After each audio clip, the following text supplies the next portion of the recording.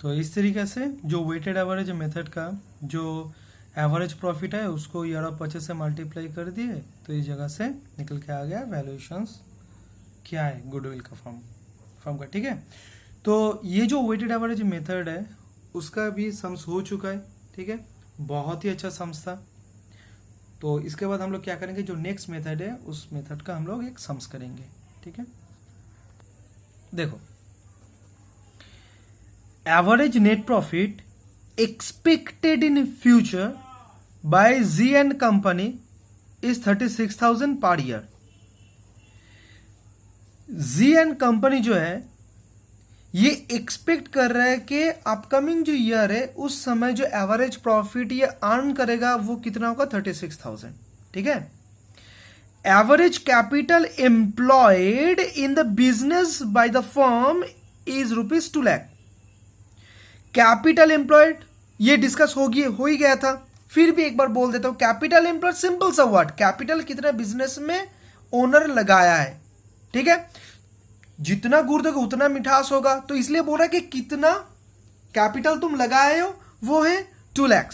अब तुम लोग एक चीज बोलोगे कि भैया ये कैपिटल एम्प्लॉयड के आगे जो एवरेज जो वर्ड है ये इसका मतलब क्या कुछ अलग है कैपिटल एम्प्लॉयड से, कि एवरेज कैपिटल एम्प्लॉयड कुछ अलग है? ये और कुछ नहीं है भैया। देखो जो बिजनेस जब स्टार्ट होता है, अगर मैं इसको एवरेज कैपिटल एम्प्लॉयड को मैं समझाऊंगा तो इसका मतलब ऐसा होगा कि देखो बिजनेस जब स्टार्ट करोगे, मान लो 1 अप्रैल 2018, तो उस समय एक बैलेंस शीट रहेगा। तो उस समय कैपिटल एम्प्लॉयड जो रहेगा वो ओपनिंग, सुनना बहुत अच्छी तरीके से, ओपनिंग कैपिटल एम्प्लॉयड हम लोग बोलेंगे। ठीक है, अब इसको कैसे डिटरमाइन करेंगे वो बाद में देखा जाएगा। उसके बाद ये अकाउंटिंग खत्म होगा, कब खत्म होगा, 31 मार्च 2019। तो इस समय और एक बैलेंस शीट हम लोग तैयार करेंगे, तो भैया इस समय भी तो क्लोजिंग कैपिटल एम्प्लॉयड निकल के आएगा। अब जो ईयर है दैट इज 18-19, तो इसके स्टार्टिंग में भी एक ओपनिंग कैपिटल एम्प्लॉयड, इसके एंड में भी एक क्लोजिंग कैपिटल एम्प्लॉयड। किसको कंसिडर करोगे, किसको? तो कंफ्यूजन क्रिएट हुआ ना। तो इसलिए बेस्ट है जो एवरेज है। तो एक काम करो, opening plus closing capital employed divided by 2, इसको ही हम क्या बोलेंगे, एवरेज कैपिटल एम्प्लॉयड। ठीक है, बेस्ट होगा ना। स्टार्टिंग का पकड़ना है ना एंडिंग का पकड़ना है, दोनों को ऐड करके 2 से डिवाइड कर दो, तो एवरेज जो डिटरमाइंड होगा उसको ही कैपिटल एम्प्लॉयड के हिसाब से कंसिडर कर लो, बेस्ट होगा तब। ठीक है, तो यही चीज है। देखो average capital employed in the business by the firm is 2 lakh. तो एवरेज कैपिटल एम्प्लॉयड कितना है फर्म में, 2 lakh. The normal rate of return from capital invested in this class of business is 10%। अब बोला अगर ऐसा बिजनेस में कोई इन्वेस्ट करा तो मार्केट में 10% का रिटर्न मिल ही जाएगा, that is normal rate of return, normal rate of return. ठीक है, NRR. Remuneration of the partner, remuneration of the partners that is management cost, क्योंकि बिजनेस को तो चलाना है। अब बिजनेस को अगर चलाना है तो किसी को तो रेस्पॉन्सिबिलिटी लेना होगा पूरा मैनेज करने के लिए। इज एस्टिमेटेड टू बी, जो अभी तक लगा नहीं मगर बाद में जाके लगेगा, जो एस्टिमेटेड हुआ कितना, 6,000 पर एनम, जो ये 36,000 के अंदर में इंक्लूडेड नहीं है। और हम लोग जानते हैं कि गुडविल कैलकुलेट करने के समय हर समय ऑपरेटिंग प्रॉफिट को ही कंसिडर करना है।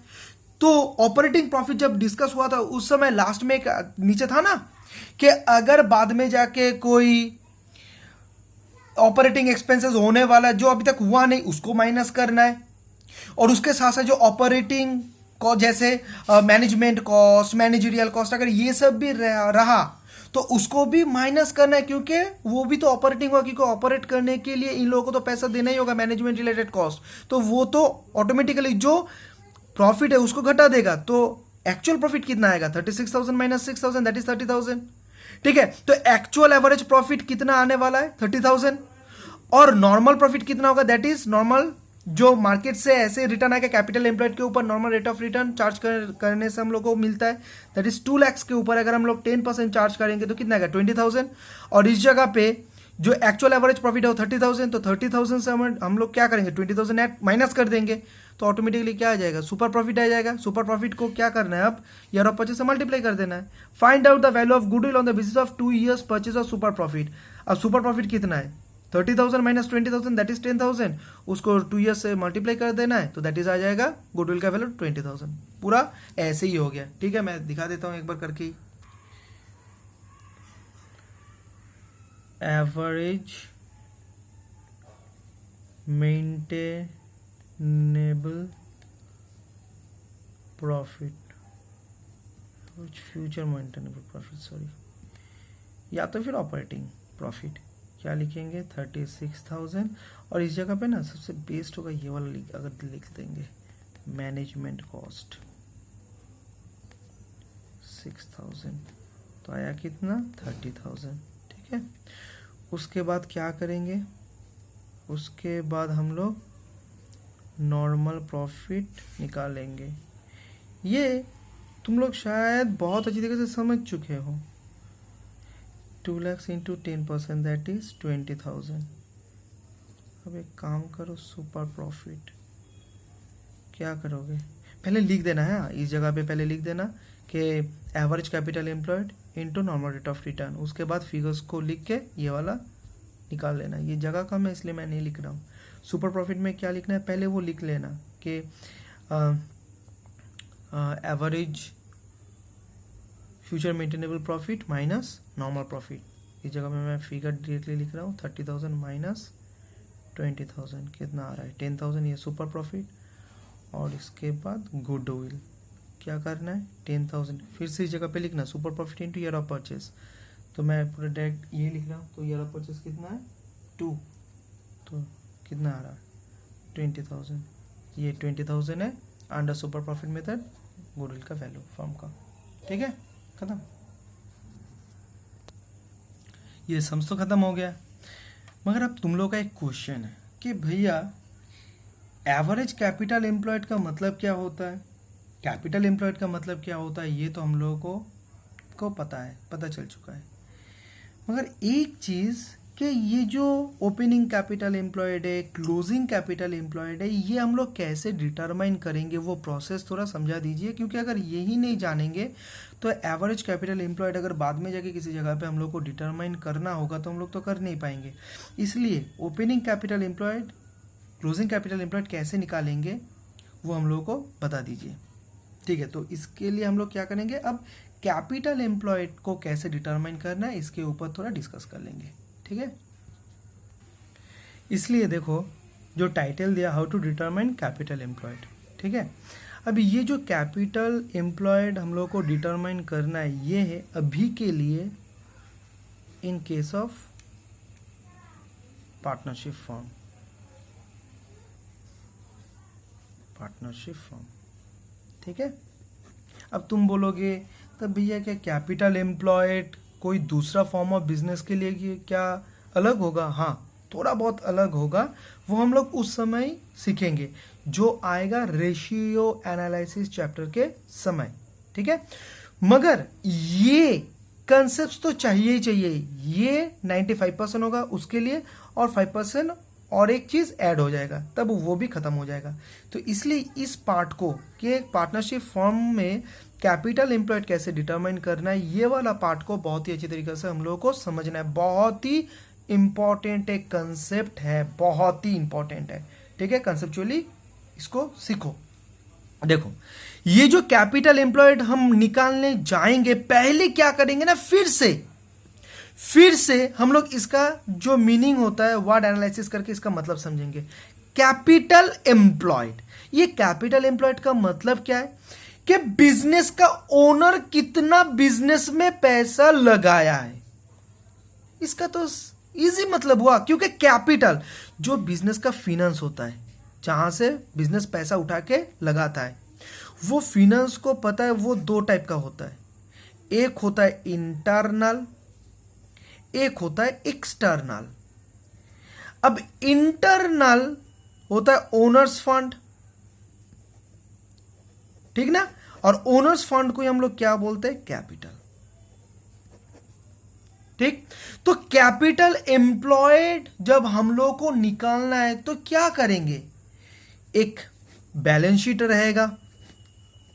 मान लो मैं एक बैलेंस शीट कर देता हूं, बैलेंस शीट, ठीक है। ये लायबिलिटी, ये एसेट, इस जगह पे मान लो कैपिटल जॉय गोपाल, जॉय का मान लो 10,000, गोपाल का मान लो 20,000, जनरल रिजर्व मान लो 5,000, इस जगह पे मान लो सन्डी क्रेडिटर है 3,000, ठीक है। बिल्स पेबल मान लो 2,000, और इस जगह पे मान लो फिक्स्ड एसेट, ठीक है। फिक्स्ड एसेट में मान लो 15,000, और इस जगह पे इन्वेस्टमेंट, और इस जगह इन्वेस्टमेंट मान लो 4,000, और बाद बाकी करेंट एसेट मान लो, करेंट एसेट में इस जगह पे और एक चीज़ हम लिखेंगे, ये है मिसलेनियस एक्सपेंसेस, इसको मान लो 500 में लिख देता हूँ। अब बैलेंसिंग करके उस जगह पे लिखना होगा 10,000, 20,000, 5,000, 3,000 प्लस 2,000 आ रहा है पूरा 40,000। अब 40,000 से 500 माइनस कर दो, 4,000 माइनस कर दो, 15,000 माइनस कर दो, आ रहा है 20। इसको एक काम कर दो, इसको 25 कर दो, तो 40,000 माइनस 25,000 माइनस 4,000 माइनस 5,000 आ रहा है 10, ये ठीक है 10,500। ये है करंट एसेट। सुनना प्लीज बहुत ही अच्छी तरीके से, बहुत ही। अब देखो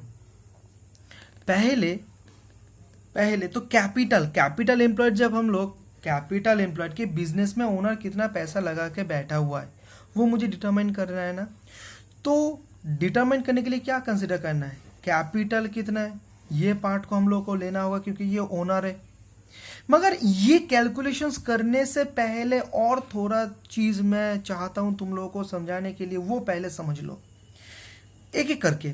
फिक्स्ड एसेट क्या है? फिक्स्ड एसेट मतलब जो लॉन्ग टर्म के लिए हम लोगों को बेनिफिट देगा, हम लोगों को मतलब जो पार्टनर लोगों के पॉइंट ऑफ व्यू से अगर सोचेंगे फर्म को जो बेनिफिट मिलेगा लॉन्ग टर्म के लिए वो है फिक्स्ड एसेट। इन्वेस्टमेंट क्या? इन्वेस्टमेंट मतलब ये जो जॉय एंड गोपाल का जो पार्टनरशिप फर्म है, ये पैसा जहां पे इन्वेस्ट करके रखा है उसको ही बोला जाएगा इन्वेस्टमेंट। अब तुम लोग बोलोगे कि भैया इन्वेस्टमेंट तो दो किस्म का होता है ना, आपने तो सिखाया था इन्वेस्टमेंट, ये तो दो किस्म का होता है, एक ट्रेड इन्वेस्टमेंट, एक है नॉन ट्रेड इन्वेस्टमेंट। भैया जो ट्रेड इन्वेस्टमेंट होता है उससे जो इनकम आता है उसको हम लोग ऑपरेटिंग इनकम बोलते हैं। मगर भैया जो नॉन ट्रेड इन्वेस्टमेंट से जो इनकम आता है उसको हम नॉन ऑपरेटिंग इनकम बोलते हैं। ये हम लोग को तो पता है भैया, हाँ एकदम सही है। तो इन्वेस्टमेंट दो किस्म का होता है, दो किस्म का होता है, ठीक है, बहुत अच्छा है। अब करेंट एसेट क्या है? बहुत अच्छी तरीके से सुनना है, ये सब बहुत चाहिए, ये सब लगेगा कहाँ पे? रेशियो एनालिसिस में। करेंट एसेट मतलब होता है जो, देखो एसेट मतलब क्या है? एसेट मतलब जहां से बेनिफिट डिराइव होता है, जहां से बेनिफिट डिराइव होता है।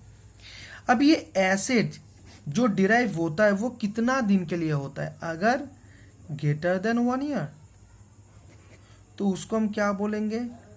लॉन्ग टर्म, दैट इज उसको हम क्या बोलेंगे? Fixed asset. अगर कोई भी एसेट जो 1 साल के अंदर में उसका बेनिफिट जो देना था वो दे देगा और उसका जो एग्जिस्टेंस वो खत्म हो जाएगा, तब उसको हम क्या बोलेंगे? Current asset. सुनना बहुत अच्छी तरीके से। जैसे मान लो ये जो लॉन्ग टर्म का एसेट है इसमें आएगा क्या? Motor car. अब तुम सोचो जब एक फर्म मोटर कार खरीदेगा, इससे जो बेनिफिट ये क्या 1 साल तक ही देगा? इसके बाद क्या तुम इसको फेंक दोगे? नहीं ना। तो ये तो 1 साल से ज़्यादा समय के लिए बेनिफिट देगा, इसलिए ये क्या होगा? Fixed asset. मगर जो एसेट 1 साल के अंदर ही बेनिफिट देके उसका जो एग्जिस्टेंस है वो खत्म हो जाएगा, उस टाइप ऑफ एसेट को बोला जाता है करंट एसेट। जैसे कैश इन हैंड, उसके बाद स्टॉक, ये जो तुम खरीदते हो ये क्या स्टॉक रख देने के लिए 2-3 साल तुम सोचोगे खरीद रहा हूँ जितना जल्दी उसको बेच के पैसा रिकवरी करने के लिए। डेटर्स जो रहेगा तुम चाहोगे कितना जल्दी इससे पैसा रिकवरी कर लो। BR bills receivable, prepaid expense, ये जितना भी है जो बेनिफिट देता है मगर उसका जो बेनिफिट देने का टाइम है वो विद इन 1 ईयर में वो खत्म दे देता है, उसी टाइप का एसेट को बोला जाता है करंट एसेट। ठीक है, अच्छा तो करंट एसेट का जो मतलब है वो भी हम लोग को पता चल चुका है। ठीक है, अब ये मिसलेनियस एक्सपेंसेस क्या है, तो देखो ये एक एक पूरा कंसेप्ट है, इसको अच्छी तरीके से सुन लेना। ठीक है, जैसे फिर से इन्वेस्टमेंट को समझा दिया, करंट एसेट क्या होता है इसको इस जगह में मैंने समझा दिया। इससे क्या होगा बाद में जाके वो चैप्टर होगा बहुत इजीली हम मूव कर सकते हैं। ये जो करंट एसेट है, अब एसेट का कितना भाग होता है, किसको एसेट बोला जाता है, कैसे करंट एसेट और फिक्स्ड एसेट को डिफरेंशिएट किया जाता है, ये सब भी इस जगह पे मैंने डिस्कस कर दिया। अब मुझे क्या डिस्कस करना है, अब मुझे डिस्कस करना है ये मिसलेनियस एक्सपेंस। अब ये मिसलेनियस एक्सपेंस देखो, ये जो मिसलेनियस एक्सपेंस है ना, ये जो मिसलेनियस एक्सपेंस है ये है फिक्टिशियस एसेट। फिक्टिशियस एसेट, अब ये फिक्टिशियस का स्पेलिंग क्या है, FICTICIOUS, फिक्टिशियस एसेट। अब ये फिक्टिशियस, ये वर्ड को अगर एनालिसिस करोगे तो आएगा एक word fiction, fictitious fiction, fiction से फिक्टिशियस ऐसा आया है। तो फिक्टिशियस मतलब होता है जैसे फिक्शन, फिक्शन मतलब क्या, जो हम लोग करते हैं देखते हैं ना साइंस फिक्शन वाला मूवी, तो इसमें क्या रहता है, इसका जो रियलिटी है, रियलिटी कोई बेस नहीं है, ऐसे सोच के इमेजिनेटिव वे में एक मूवी को बनाना। ठीक है, जब मूवी हम लोग देख रहे हैं उस समय लग रहा है हाँ ये चीज है, मगर एक्चुअल रियलिटी में ऐसा कोई चीज है ही नहीं है। तो फिक्टिशियस एसेट को अगर ऐसे सोचोगे तो इसका मतलब कुछ ऐसा बनेगा कि एक चीज को हम एसेट बोल रहे हैं मगर एसेट जैसे बेनिफिट देता है फर्म को, ये जो फिक्टिशियस एसेट है ये फर्म को कोई बेनिफिट देगा नहीं, इसीलिए इसको बोला जाता है फिक्टिशियस एसेट। ठीक है, चलो एक काम करते हैं, गुडविल के समय पता है मैंने ये लिखा था intangible but real asset, real asset, तो उसी चीज को लिंक करके मैं एसेट को क्लासिफाई करता हूं। Asset on the basis of benefit derive, कौन सा एसेट से बेनिफिट आता है इसके ऊपर बेस करके अगर हम एसेट को क्लासिफाई करेंगे तो एसेट दो किस्म का होगा, एक रियल एसेट, जो एसेट एक्चुअली में एसेट है क्योंकि ये रेवेन्यू जनरेट करने में फर्म को हेल्प करता है, दैट इज मशीनरी, कंप्यूटर, ये वो चीज। ठीक है, और कुछ एसेट है जो नाम के वास्ते सिर्फ एसेट है मगर वो कोई बेनिफिट फ्यूचर डेट में फर्म को करके नहीं देता है। तो वो सब एसेट को नाम के वास्ते एसेट मगर कोई बेनिफिट नहीं देता है, इसलिए उसको क्या बोला जाता है, फिक्टिशियस एसेट। ठीक है, अब ये फिक्टिशियस एसेट के अगर मैं कुछ एग्जांपल बोलने जाऊंगा तो इसमें आएगा प्रिलिमिनरी एक्सपेंसेस। ये प्रिलिमिनरी एक्सपेंस क्या है, तुम लोग क्लास 11 में फाइनल अकाउंट करने के समय ये मिला था तुम्हें कि बिजनेस जब स्टार्ट होता है उस समय बहुत कुछ खर्च करना पड़ता है, तो वो जो खर्च होता है, जो एक्सपेंसेस होता है, वो एक्सपेंसेस को टोटलिटी में बैलेंस शीट के एसेट साइड में रख दिया जाता है और हर एक साल रिटर्न ऑफ किया जाता है। प्रॉफिट एंड लॉस अकाउंट में रिटर्न ऑफ आहिस्ते आहिस्ते आहिस्ते आहिस्ते 5 साल में उसको राइट ऑफ किया जाता है। तो ये जो एक ही बार में पूरा एक्सपेंसेस हो जाता है, एक ही बार में जो पूरा एक्सपेंसेस हो जाता है, उस एक्सपेंसेस को हम लोग क्या करते हैं, हम लोग, अच्छा ये भी तो चीज है, अरे डेफर रेवेन्यू एक्सपेंडिचर, एक्सपेंडिचर को तीन तरीके से हम क्लासिफाई कर सकते हैं, capital expenditure, revenue expenditure, defer revenue expenditure. वो डेफर रेवेन्यू एक्सपेंडिचर क्या था कि अभी एक्सपेंसेस हो रहा है, अभी एक्सपेंसेस हो रहा है मगर पूरा एक्सपेंसेस एक ही साल में तुम दिखा नहीं सकते, उसको क्या करना होगा, डेफर करना होगा। वो बहुत एक से ज्यादा साल में उसको दिखाना होगा, that is profit and loss account में उसको चार्ज करके उसको आउट करना है, राइट ऑफ करना है। तो वो जो डेफर रेवेन्यू एक्सपेंडिचर था ना, वही है फिक्टिशियस एसेट, कि एक ही बार में पूरा एक्सपेंसेस हो रहा है, एक ही बार में। इस जगह पे मैं लिख देता हूं डेफर्ड रेवेन्यू एक्सपेंडिचर, ठीक है, एक ही बार में एक्सपेंसेस हो रहा है, मगर एक साल के जो प्रॉफिट एंड लॉस अकाउंट होगा उसमें पूरा एक ही बार में तुम चार्ज नहीं कर सकते हो, थोड़ा थोड़ा थोड़ा करके राइट ऑफ करना है पूरा अमाउंट को, ठीक है। तो इसलिए ये जितना भी डेफर्ड रेवेन्यू एक्सपेंडिचर होता है उसको ही हम क्या बोलेंगे, फिक्टिशियस एसेट बोलेंगे। अब तुम देखो ना, जो बिजनेस स्टार्ट करने के समय जो एक ही बार में प्रिलिमिनरी एक्सपेंसेस हुआ था, तो बिजनेस स्टार्ट करने के समय, अब ये क्या बाद में जाके एक भी पैसा बेनिफिट देगा, हेल्प करेगा बिजनेस को अर्न करने के लिए? नहीं ना। जो खर्च हो चुका है हो चुका है, जो एक्सपेंस हो चुका है हो चुका है, अब बाद में जैसा बिजनेस चलेगा उस हिसाब से अर्न होगा, ये थोड़ी ना हेल्प करेगा। मगर इसको एक ही बार में तुम प्रॉफिट एंड लॉस अकाउंट में चार्ज नहीं कर सकते, इसलिए इसको एक जगह पे तो रखना है।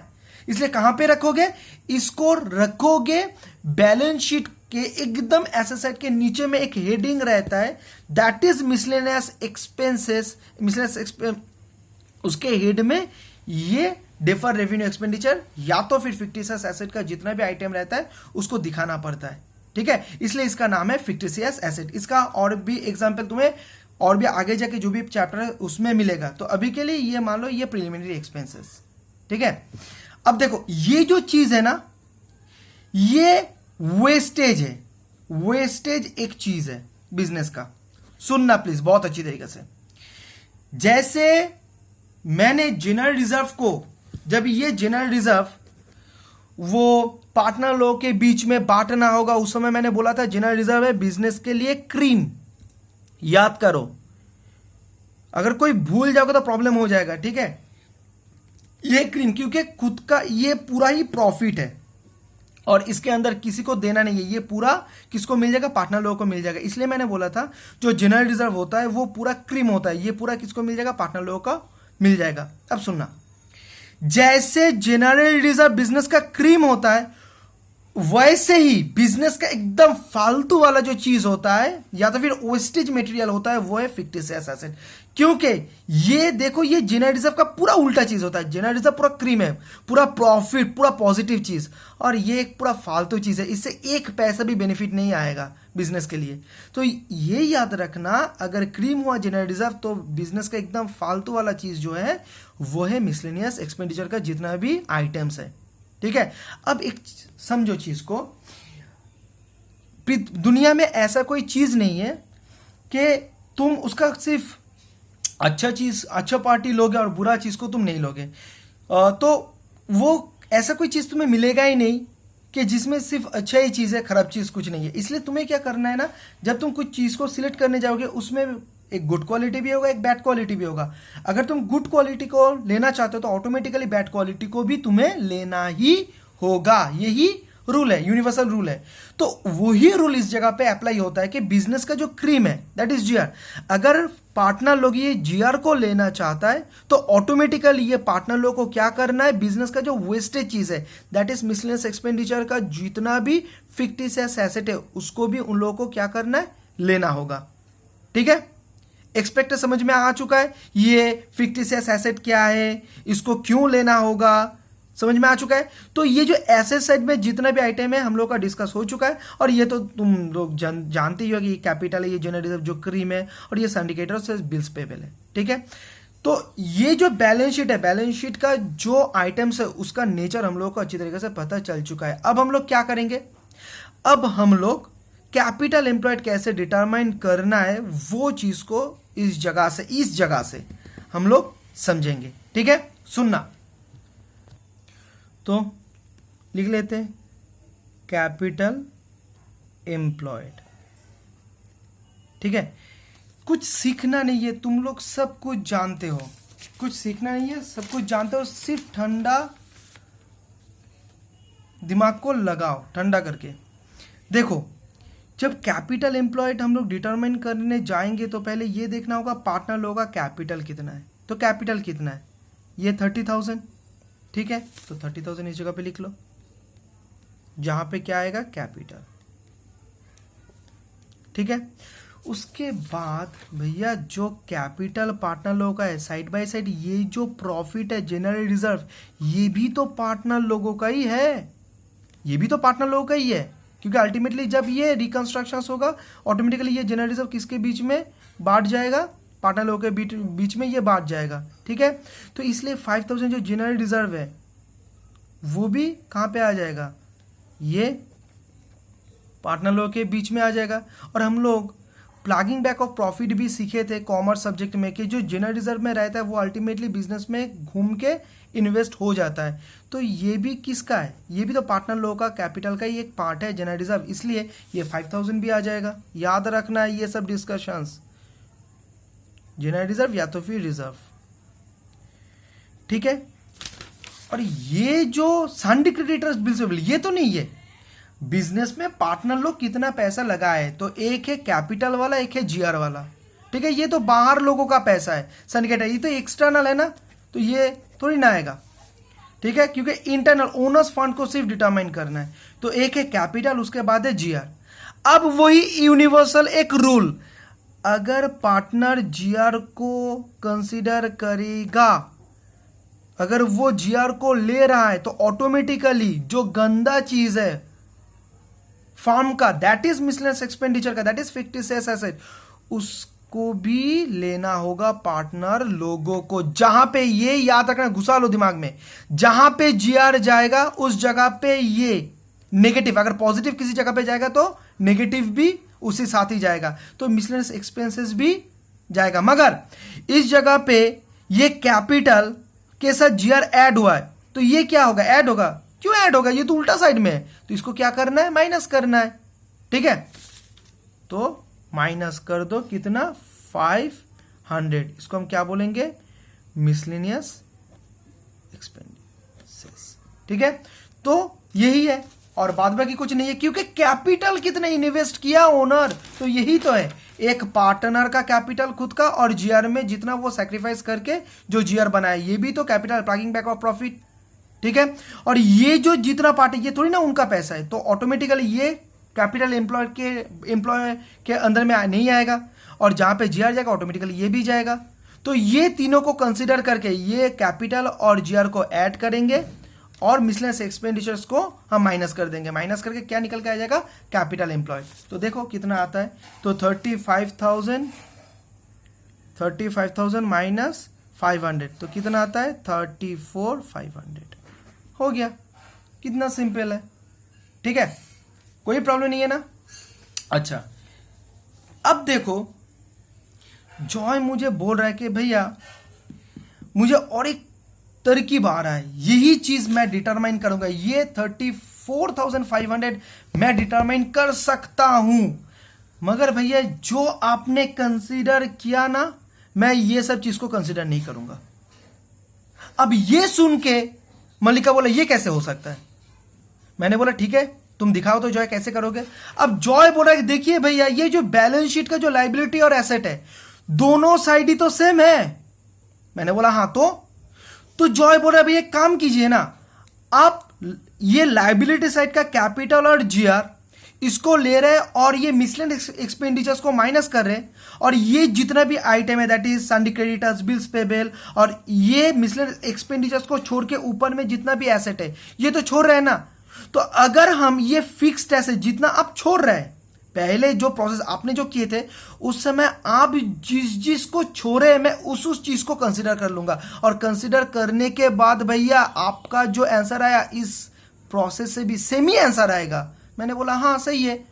अब मल्लिका बोल रहा है क्यों, जॉय फिर से बोल रहा है देखो दोनों ही तो साइड सेम है, अगर इस साइड से जब तुम कैपिटल और जीआर और ये इसको ले रहे हो तो ऑटोमेटिकली ये जो चीज बचा हुआ है उसको जब तुम प्लस माइनस करोगे तो ऑटोमेटिकली सेम ही तो आंसर आएगा। मैंने बोला ठीक है जॉय एक बार करके दिखाओ तो। अब जॉय ने क्या किया देखो, वही कैपिटल एम्प्लॉयड वो निकाला, फिक्स्ड एसेट प्लस इन्वेस्टमेंट जो मैंने कंसिडर नहीं किया था, उसके बाद करेंट एसेट, और ये तीनों वो ऐड किया, fixed asset, investment, current asset को ऐड किया, और उसके बाद ये जो सिंडिकेटर, क्योंकि उल्टा साइड में है इसलिए सिंडिकेटर और बिल्स पेबल को माइनस कर दिया।